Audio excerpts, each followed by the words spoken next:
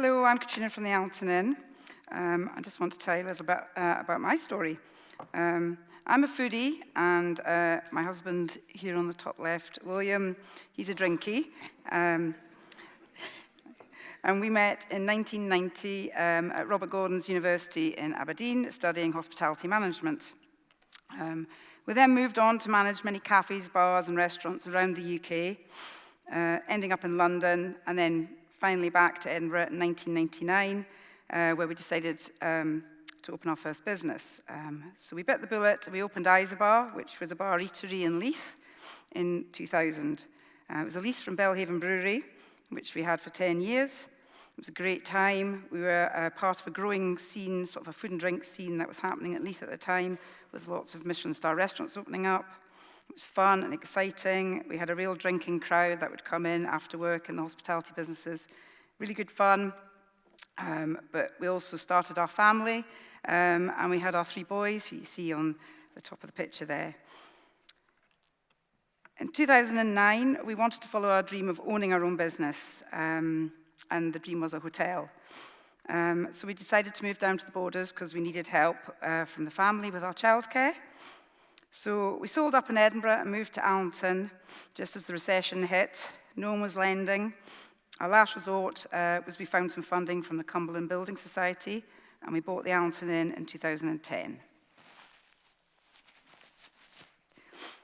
The Allanton Inn is a family-run business. You can see the boys in the top picture. They help out in the business. They're all kind of in their studies at the moment, starting and finishing university. So in the holidays, they have to work. They have no choice. It's a historic 200-year-old coaching inn on what was the Blackadder estate in Allanton. It's 7 bedrooms. We're a 60-cover bar restaurant. We have 15 staff all year round, which goes up to 20 in the summer months. And we serve over 10,000 guests a year. So we feel we're punching a little bit for a small country inn, but we built it from nothing. We inherited 1 staff member in 2010 and no bookings to speak of. We also need to have catering supplies to feed these 3 boys because, as you can see, I'm not small at 5'8", and I'm dwarfed by them in that picture. Now we're a destinational business and a base for exploring the Borderlands. We have a kind of a different approach to agritourism than most people in the room. We're coming from the food angle, and I'm looking to come back to my roots of agriculture. So we're a food, drink, and tourism provider. We're a big chunk of what Amanda showed us yesterday in the pie chart. We're a vital part of the economy. It's becoming increasingly hard, though, in hospitality to make money. The sector has changed a lot in the 35 years that we've been in it. I've always compared hospitality to farming. It's 24/7, dealing with increased costs. We've also got the ludicrously high 20% VAT on everything we sell, and we're very much a customer-facing business. And these days, that puts a lot of pressure on us. You're constantly being judged publicly on review sites. I've always said to my farming family, your cows don't go on TripAdvisor and say your silage was rubbish or you didn't have a smile this morning. Beta touched on it yesterday. It's really hard juggling the old ethos of customer as king in today's workplace while looking out for your team. But despite all this, we're still living our dream mostly. So where are we? There we go. Allanton is a small village, population of 100 in Berwickshire and the Scottish Borders. Allanton was the home of the modern swing plough, invented by James Small in 1797. The Blackadder estate, as I've mentioned, historically was owned by the Blackadders, then the big clan of the south, the Humes. We're halfway between Edinburgh and Newcastle, and potential there for day trippers is huge. And a lot of our guests are short-term guests that come within 2 hours' drive from Allanton. And we're only 6 miles from the border of England on the River Tweed, so Scotland truly does start here. The rural area of Berwickshire is known as the Merse, hailing back to the 1300s and the time of the Reivers, where this area really was the Wild West. There are the wars of independence between Scotland and England has littered the area with battle sites, ruined castles. So we have our rugged Berwickshire coast, and the rolling agricultural landscape all around us. What makes us different? Firstly, given the audience in the room, I shall say farmers. They are our customers, our suppliers, our friends, and our family. And we're a godsend during COVID times for us getting supplies to continue trading. COVID was challenging to us, as many in the room, but our beer garden became a safe and socially distanced space for guests and is now a destination in its own right. Guests get to feel part of the countryside, see the seasons in the crops. Here we've got pictures of oilseed rape, wheat, barley, which guests get to enjoy from the beer garden while enjoying a glass or two of wine. We're constantly innovating. Pivot was a word that came about during COVID. Everyone has to keep pivoting. We're always evolving, updating our offering, moving with food trends, online booking systems, overcoming challenges such as COVID, customer expectations, rising costs, cost of living crisis, affecting spend, not to mention staffing and chefing challenges. But like Sarah said yesterday, from the Real Food Cafe, we're part of a community. We're embedded in our local community. We serve and we're a vital service. We offer a personalised service. We try to get to know all our guests. We're very involved in the business. Our pride and passion is championing and promoting all things local, though, particularly the local produce from the surrounding lands, we won the South of Scotland, the first South of Scotland Visit Scotland Thistle Award for Best Eating Experience in 2023.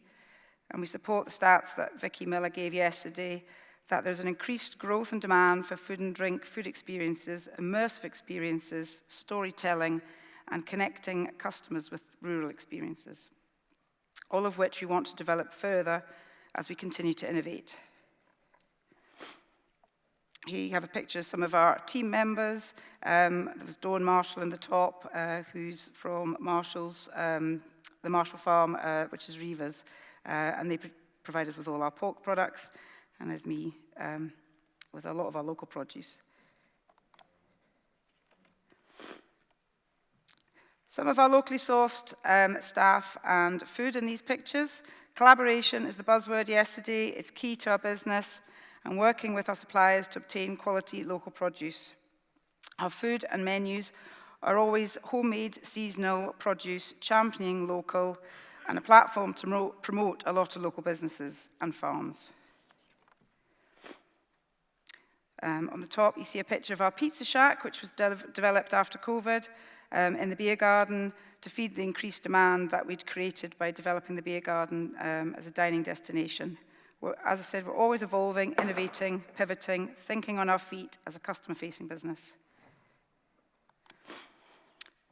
So we've trudged through the photo albums, and this is why I'm so passionate about promoting local produce. I'm a farmer's daughter, and it all hails back to my roots.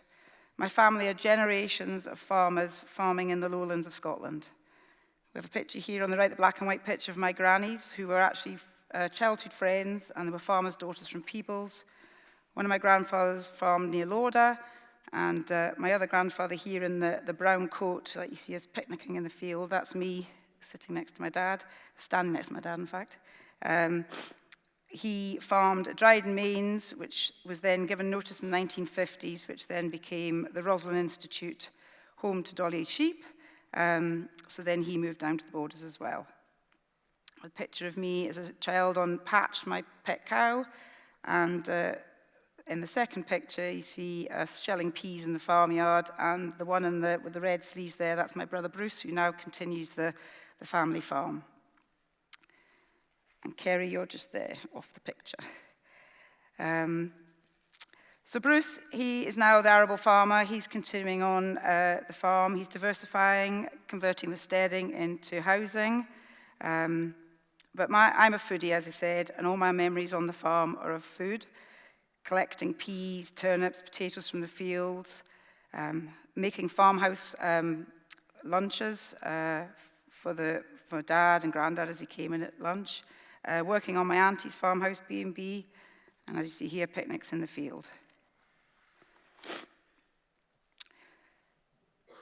So at the Allanton Inn, our guests have always been impressed with our storytelling and sourcing of local produce and how we're innovating again.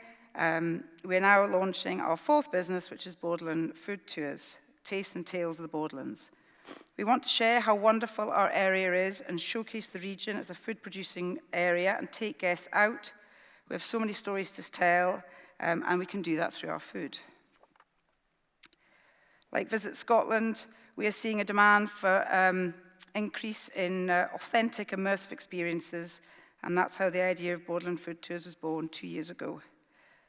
In fact, it was born at Monaco Moor, which you'll hear from Tom later.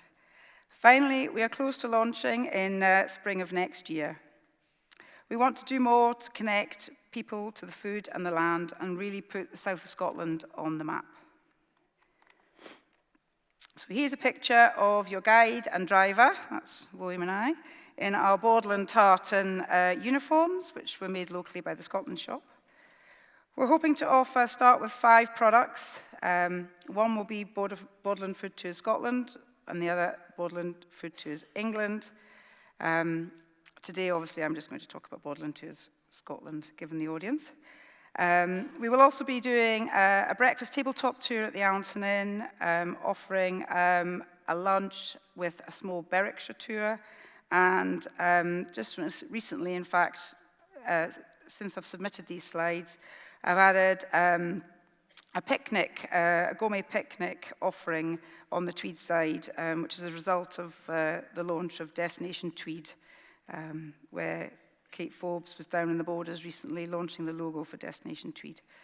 The latter 3 tours will be just private travel trade bookings, but the first 2, the Borderland Food Tours Scotland and England, will be available on scheduled tours. So we aim to showcase Borderland Food Tours aims to showcase the areas of food-producing region, to promote local agritourism and support a network of local producers that we've established over the 15 years at Allanton Inn. We're going to have unique access to Standhill Farm, which you see here in the pictures. Standhill Farm and Glasshouse is run by my sister Kerry and brother-in-law Jim Shanks, who I think is a Nuffield scholar alongside Caroline. They're 5th generation dairy farmers and have 150 dairy herd. Jim is exceptionally innovative. He has developed a biodigester on the farm, which is fed by the slurry from the dairy cows, and that heats the glasshouse. Standhill Glasshouse is Scotland's only commercial tomato producer, and their brand, Sweet Red Bulls, that you see here in the picture, are tomatoes that they supply most of the major supermarkets in the UK and Glasgow Fruit Market, and us, of course. So it was opened in 2017 by the late Michelin star chef Andrew Fairley. We were there at the launch day, but then officially opened by Princess Anne in September of 2017. The tomatoes arrive on the farm in January, and then usually we start getting our first crop about Mother's Day, sort of late March, April. Then they have tomatoes all year round, well, through till November. We just had our last delivery last week. In November, Kerry and Jim then get to strip the glasshouse down, come to Agritourism conferences. So she just joined last week, and she's here today. So if you want to learn more about tomatoes, speak to Kerry. And then she gets to get a little holiday next week. They've been dabbling a little bit in tourism for the last year or two and have been offering some tours to a US company. And I make them soup, which the tourists seem to love. So this has given us the idea that we need to come to Standhill as part of our tour experience. 2 weeks ago, the big news to hit Scotland was the Centre Parks was opening, which is going to be 2 miles from Standhill. Hence why Kerry has just joined Scottish Agritourism, because we see there's a bigger opportunity for tourism in their area and an opportunity for Standhill maybe to offer more as a tourism offering. So apparently the Highland cows are on order. So Borderland Food Tours is a 6-course feast. While on a historical and geographical safari, we're telling Scotland's history through our food. It's more cow, pigs, and chickens than lions and elephants. Here are some of our suppliers. Anderson and Sondergaard Game Charcuterie. They're based on the historic estates of Dunglass and Ayton, which were once home to Clan Hume. We have whisky from the Borders Distillery, which is the first distillery in the Borders since 1837, and the draft from the whisky is fed into the biodigester at Standhill. Reeves Pork, which is Sly House's farm, which was once home to James Hutton, the father of geology, and who challenged thinking of how the earth was formed. Edington Main's Farm Eggs, that was once the home of Jim Clark, the twice Formula One world champion rally driver. And we get Honeyberries from Lintlaw, which was Jim Clark's great niece. Greenville Potatoes, one of the UK's largest potato suppliers. Hogarth of Kelso, one of the oldest millers of oats. And then Laprig Valley Apple Juice and Simpson's Malt, which I think they provide malt to most of the whisky distilleries and beer producers in Scotland. So much of Scotland's history is made in the Borders, along with its food. So Borderland Food Tours, the guests get to eat their way east. Our challenges in designing our tours have been access to the big commercial farms. Nobody really wants to see 15,000 chickens in a shed or some of the pigs in their crates. We're spread out locations in the farm made it hard to think about what farms we're going to visit. It's been hard seeing ourselves as an agritourism business, as we don't come from a farm. But the challenge really is to put the Borders in the south of Scotland on the map, to become a drive-to destination, not a drive-through destination.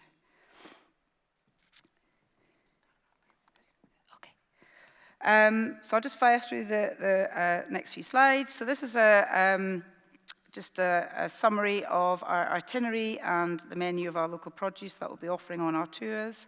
So we go to Melrose, Standhill, Kelso, Duns, Paxton House, and Eyemouth. Collaboration is the essence of our tours and being a platform to promote other businesses. We'll be mostly a seasonal offering, working with Visit Scotland to reach our target market of the travel trade. And we've been getting valuable support from the Scotland Food and Drink Bookable Experiences project in developing our new venture, so we can promote the right products to our guests. Our tours, in summary, are unique, agricultural in nature, food and drink, showcasing, exclusive, authentic, and create lasting memories. In essence, we're a mobile farm shop. We've worked hard these last 15 years to put the Borderlands on the map, when we continue to hope that we'll do that with Borderland Food Tours. Thank you for listening, and for Caroline for inviting me along today. Yes, I was mullered as well, and for telling my story about how our business is innovating, and I hope to see you all in the south of Scotland very soon.